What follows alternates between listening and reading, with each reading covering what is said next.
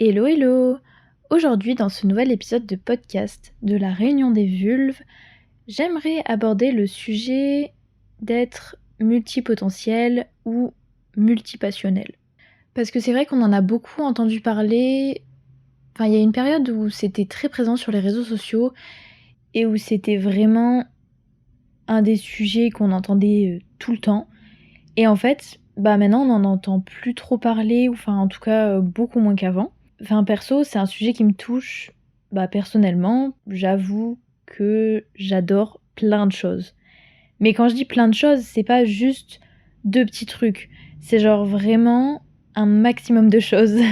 Donc je me suis dit que c'était assez important que je vous en parle étant donné que j'étais, en plein dedans et que je sais de quoi je parle. On va commencer par définir qu'est-ce que c'est être multipotentiel ou multipassionnel. Alors pour moi, c'est vraiment quand une personne est attirée par plein de choses, mais qu'elles sont à la fois différentes et en même temps que justement ces choses-là sont liées.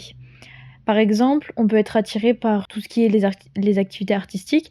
Par exemple, on aime bien jouer de la guitare. Et à côté de ça, on peut adorer dessiner ou juste préparer de la cuisine, ou des choses comme ça en fait, tout simplement. Enfin bref, en tout cas, c'est une personne qui est ouverte à tout et qui touche un peu à tout.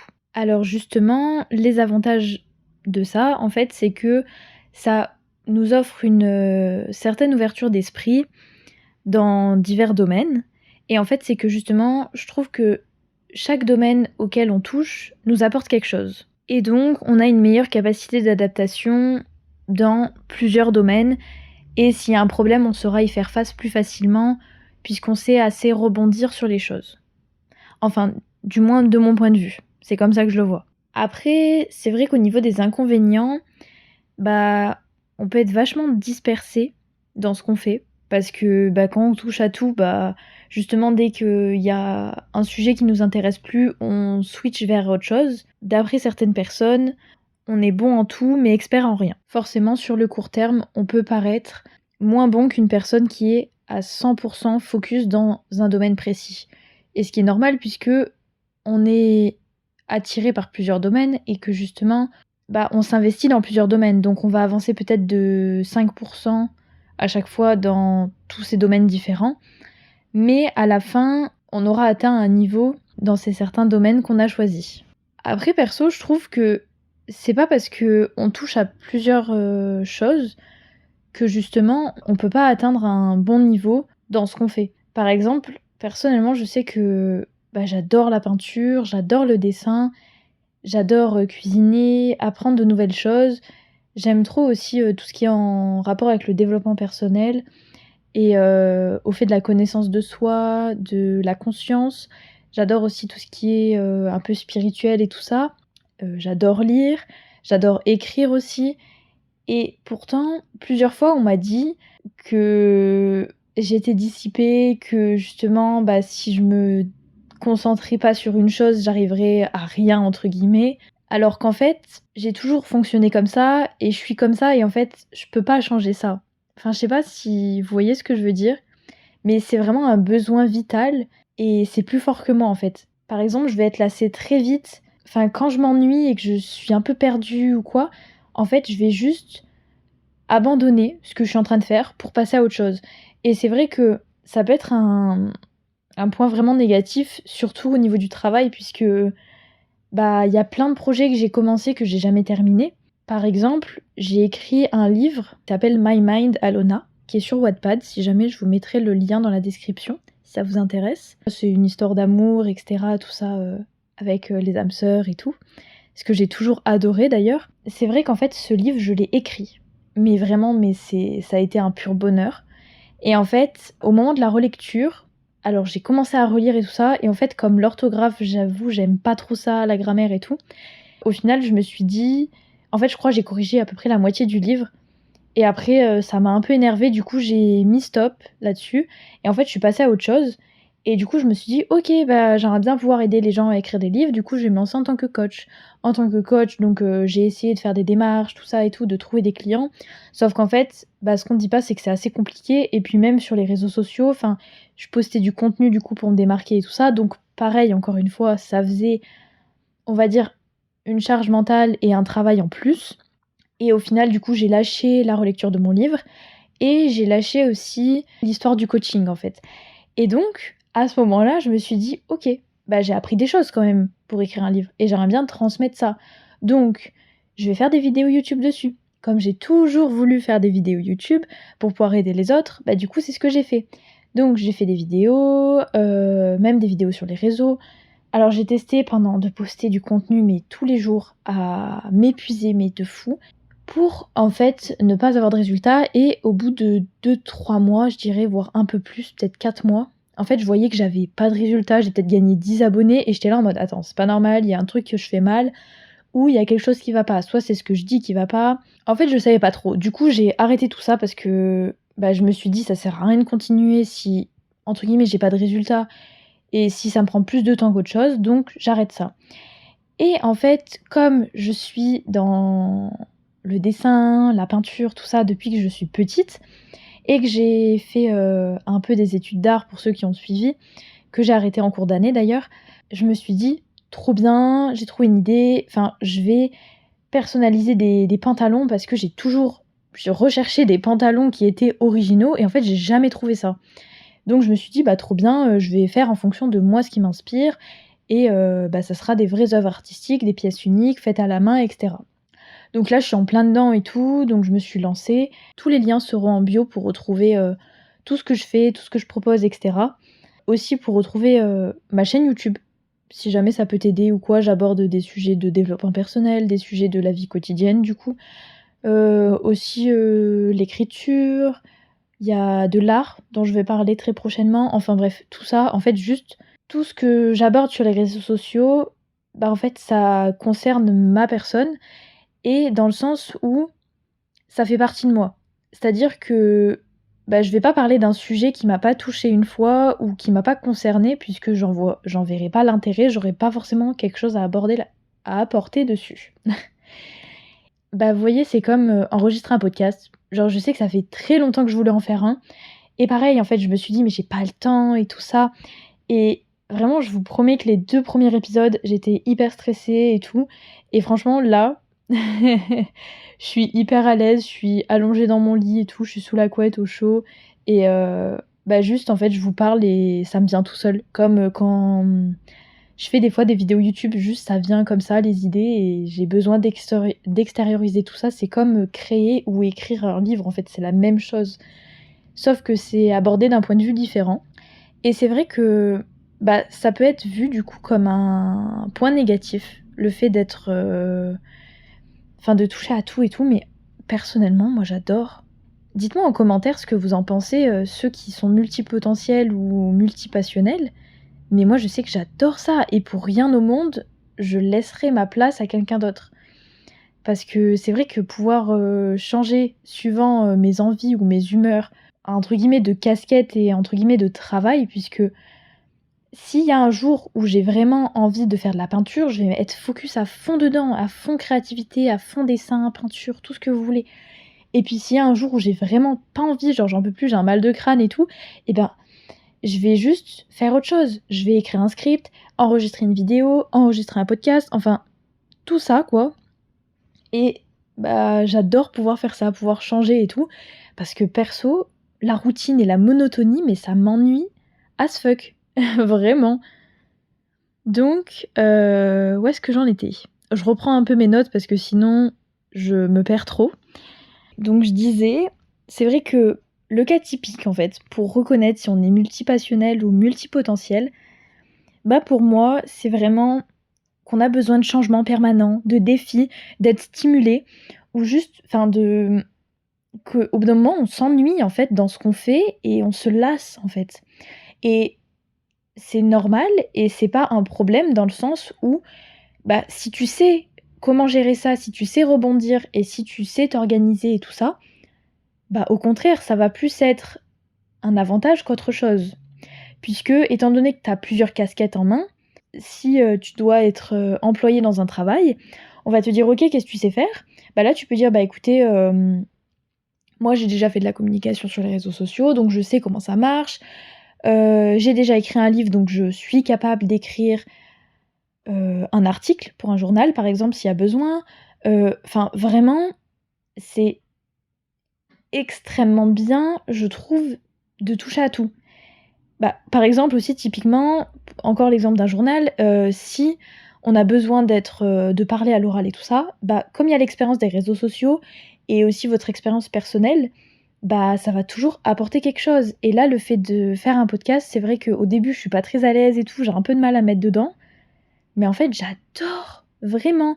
C'est comme un sujet de vidéo YouTube ou quoi. De toute façon, c'est partagé sur YouTube et sur Spotify et bah, en fait, j'adore juste, papoter et tout et j'espère avoir des retours de votre part parce que j'ai vraiment hâte, en fait, d'avoir vos retours, d'avoir vos avis et tout ça pour pouvoir qu'on échange un peu là-dessus, ça m'intéresse. Aussi, ça peut être un problème de changer tout le temps d'activité puisque le cerveau a besoin d'un temps d'adaptation. Si vous passez de regarder une série à aller à la douche, à, préparer votre repas, et ben, il faut un petit temps d'adaptation pour se mettre dans le bain et pour, voilà. Et ben, en fait, ça fonctionne exactement de la même manière lorsque vous faites des activités qui vous passionnent ou juste que vous faites quelque chose, en fait. Par exemple, si vous êtes là et tout, le matin, vous vous réveillez, vous allez écrire votre livre, vous continuez le chapitre et tout ça et en fait, après, vous vous dites: «Ah oui, c'est vrai, il faut que je fasse ma peinture». Hop, on n'a pas fini le chapitre, on a encore plein d'idées en tête, mais on met en pause le truc et on continue la peinture, OK? Et ensuite, après la peinture, on fait: «Oh purée, j'ai envie de faire des cookies». On va préparer des cookies et en fait, on a plein de tâches qui sont commencées mais jamais terminées et au final, bah, c'est plus un ralentisseur qu'autre chose. Vraiment, c'est un dodan sur la route. En soi, c'est normal au début de faire ça et de ne pas savoir comment faire. Moi-même, je suis passée par là et vraiment, bah, c'est pas très agréable, mais ça se fait. Enfin, vraiment, à force, on comprend comment on fonctionne et on comprend ce qui est bon pour nous et ce qui est un petit peu moins bon. Et c'est normal, on grandit, donc c'est normal d'apprendre des choses. Alors, par exemple, je sais qu'avant, bah, la période où j'étais à fond dans l'écriture de mon livre, il fallait que je n'ai aucun moyen de me disperser. C'est-à-dire que je faisais que écrire. Mais matin, midi, soir, je passais des journées entières à écrire des chapitres et tout ça. Et en fait, bah justement, bah, soit il y a deux options. Soit vous faites comme ça, et pendant des semaines, voire des mois, vous êtes concentré sur un truc, et après, vous allez sans doute en avoir marre, en fait. Mais, ou pas, je sais pas. Enfin, on fonctionne tous de façon différente, donc c'est peut-être différent pour vous. Mais en tout cas, moi, je fonctionnais comme ça et au bout d'un moment, bah, la relecture, enfin, j'en ai eu marre. J'ai écrit le livre, déjà, je l'ai un petit peu bâclé sur la fin et je sais qu'il y a des moments où j'aurais pu rajouter des choses. Mais je me suis dit: «C'est pas grave, clem clem, tu verras ça à la relecture». Sauf que la relecture, je l'ai abandonnée en cours de route et que j'ai fait la relecture qu'au niveau des fautes d'orthographe et de la grammaire et pas au niveau des passages que je voulais rajouter. C'est une erreur de ma part, mais c'est pas grave, je sais que je reprendrai ce livre parce que sachant que c'est le tome 1 et que j'ai genre une dizaine de tomes à écrire et que j'adore écrire en fait et que pour rien au monde j'arrêterai ça. Vraiment, c'est une passion que j'ai découverte, bah, il y a 2 ans, mais sachant que j'avais déjà écrit il y a, allez, je dirais, quand j'étais au lycée, j'avais écrit déjà un peu une histoire et tout et puis enfin bref, mais j'ai toujours eu plein d'idées comme ça que je notais, tu sais, sur des bouts de feuilles ou quoi et en fait que, bah, c'était jamais concret.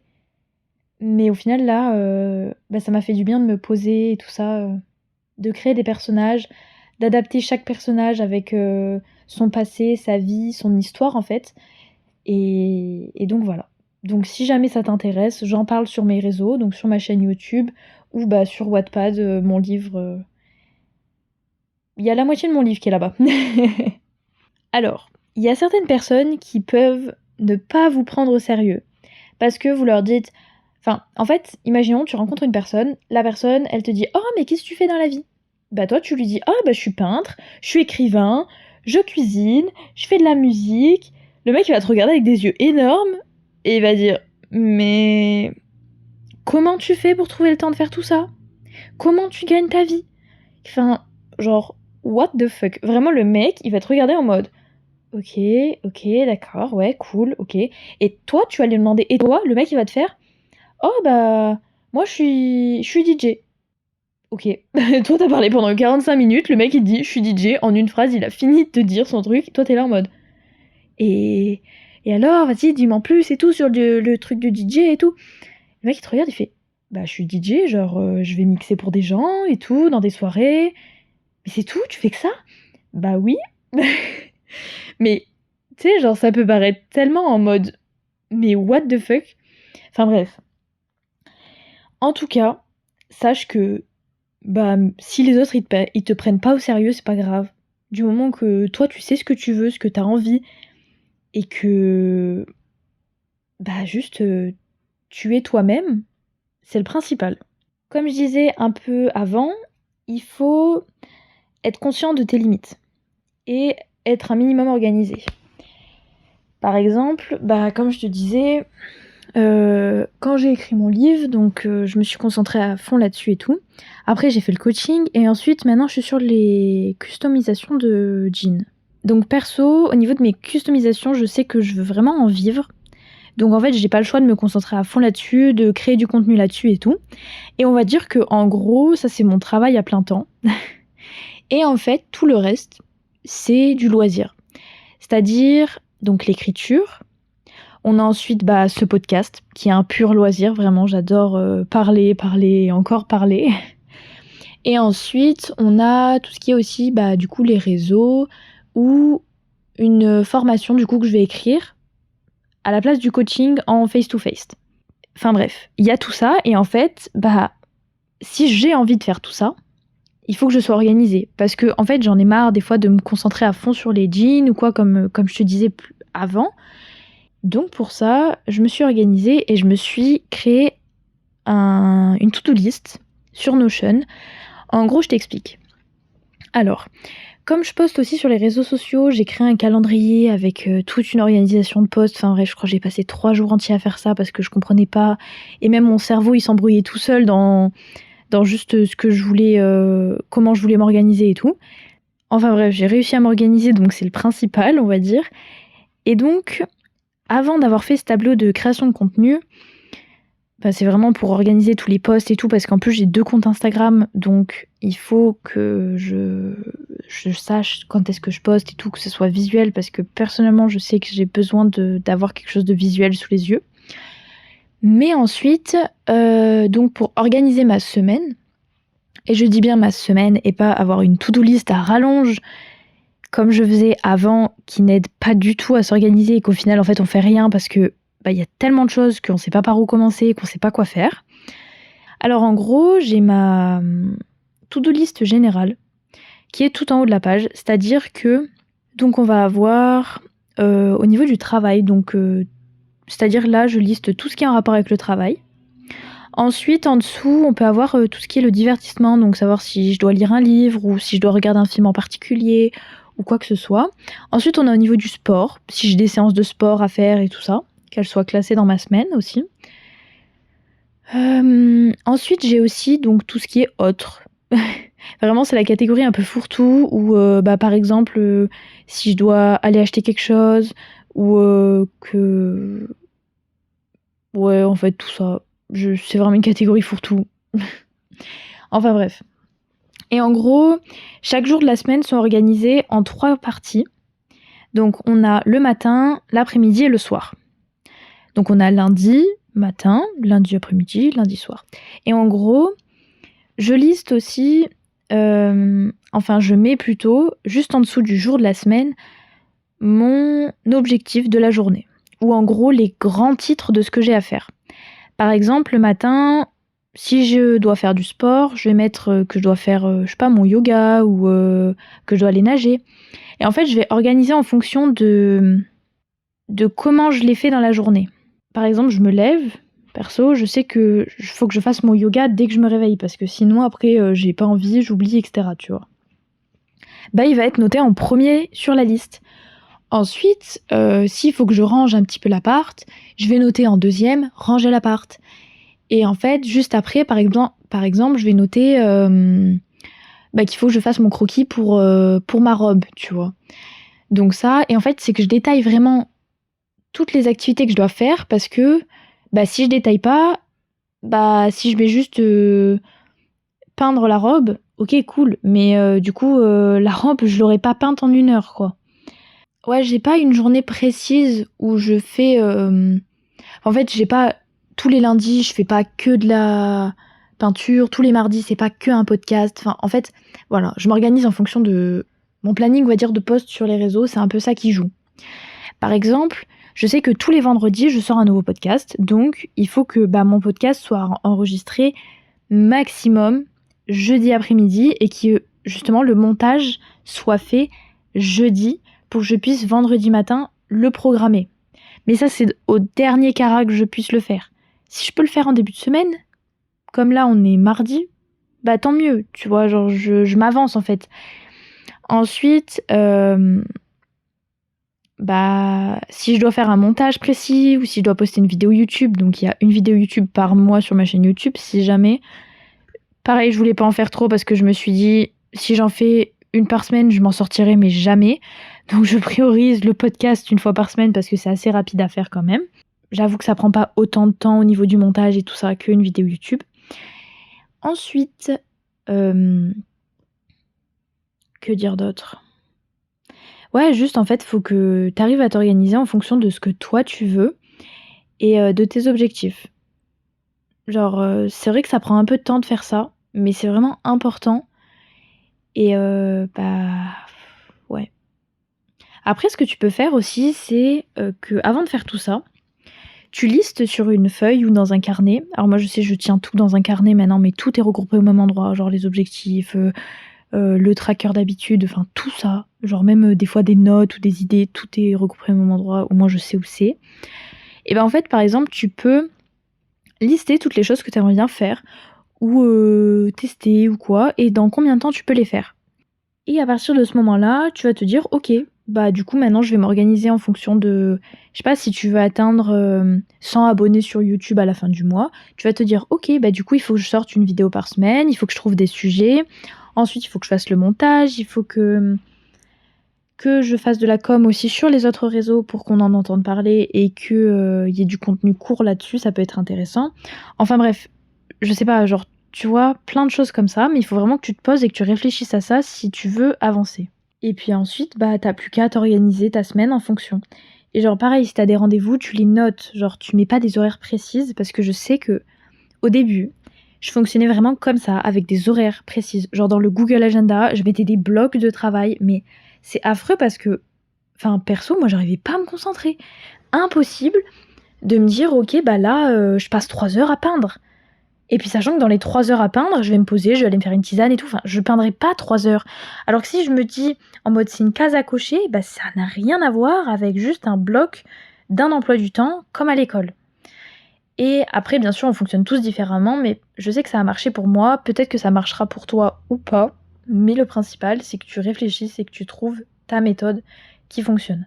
Je crois que c'est la fin de ce podcast. Tout ce que j'ai à te dire, à vous dire, à tous et à toutes, c'est de faire quelque chose que vous avez envie et pas quelque chose qu'on vous dit de faire. Ça, c'est le plus important, de suivre son cœur, d'écouter son âme, de juste de faire des choses qui vous passionnent et qui vous font vibrer.